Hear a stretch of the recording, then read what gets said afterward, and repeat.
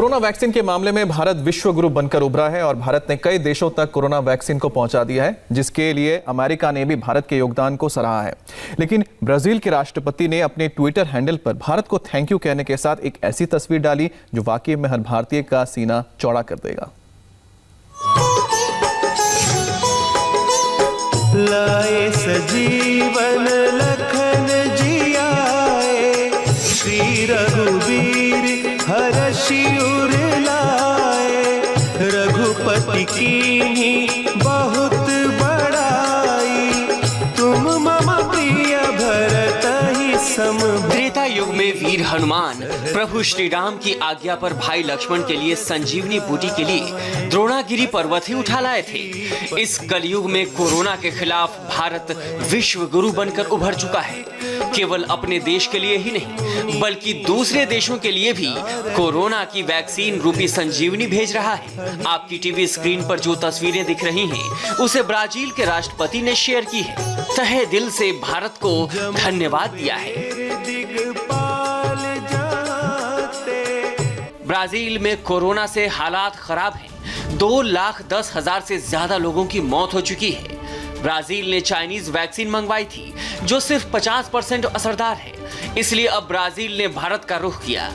कल Covishield vaccine की 20-20 lakh doses लेकर 2 फ्लाइट्स ब्राजील और मोरक्को के लिए रवाना हुई। भारत के इसी सहयोग के लिए ब्राजील के राष्ट्रपति जेयर बोल्सोनारो ने प्रधानमंत्री नरेंद्र मोदी को अनोखे अंदाज में धन्यवाद दिया। उन्होंने अपने ट्विटर हैंडल पर हनुमान जी की फोटो लगाई, संजीवनी बूटी के तौर पर भारत की कोरोना वैक्सीन को दिखाया और फिर लिखा, धन्यवाद भारत। वैसे ब्राजील के प्रेसिडेंट ने उस वक्त भी संजीवनी बूटी का जिक्र किया था जब भारत ने पिछले साल ब्राजील को हाइड्रोक्सीक्लोरोक्वीन भेजी थी।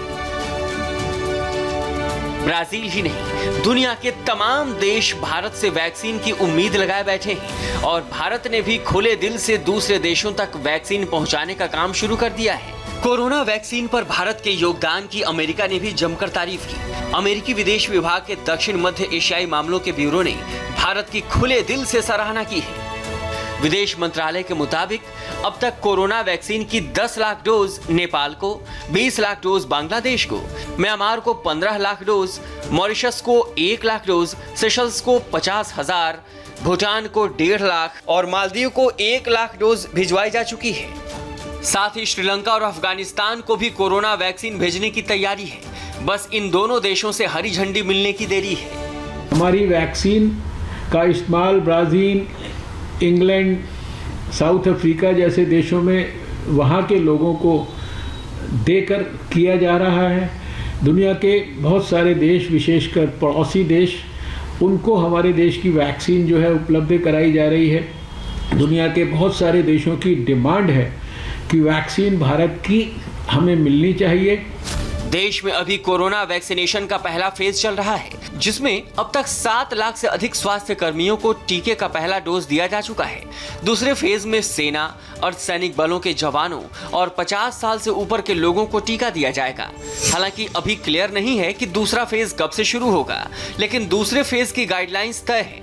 इस फेज में ही प्रधानमंत्री नरेंद्र मोदी समेत अधिकांश राज्यों के मुख्यमंत्रियों, राज्यपालों समेत कई वीवीआईपी को टीके लगेंगे, क्योंकि सबकी उम्र 50 से अधिक है। 3 महीने के बाद पश्चिम बंगाल